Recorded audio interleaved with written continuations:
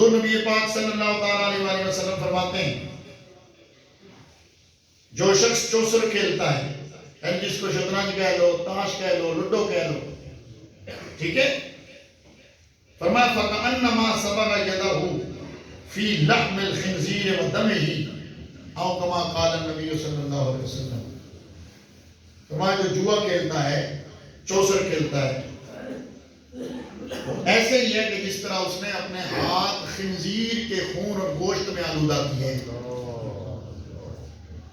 دوسری روایت مسند امام احمد بن حنبل کی روایت ہے، حضور فرماتے ہیں جوا کھیلنے والا جب اٹھ کے نماز پڑھنے آتا ہے تو وہ ایسا ہی ہے کہ گویا اس نے پیپ اور خنزیر کے خون سے وضو کر کے نماز پڑھی ہے۔ یہ کتنی گندی چیزیں ہیں جو ہمارے معاشرے میں سرایت کرتی جا رہی ہیں۔ آؤ آج ہم مسجد میں بیٹھ کے،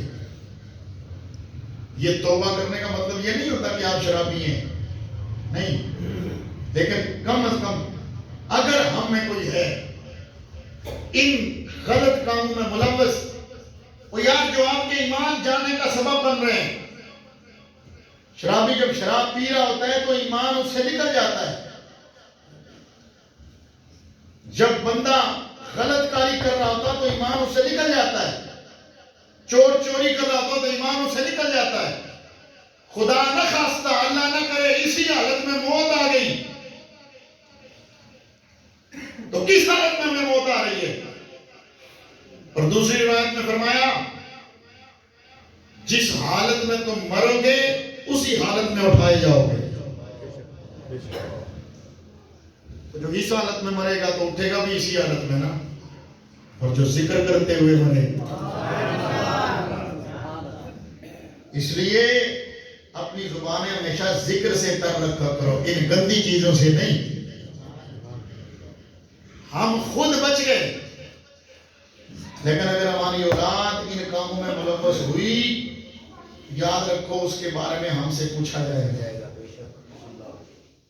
ہمارے اعزاء جن پر ہمارا حق ہے، اگر وہ ان کاموں میں ملوث ہوئے تو ہم سے پوچھا جائے گا۔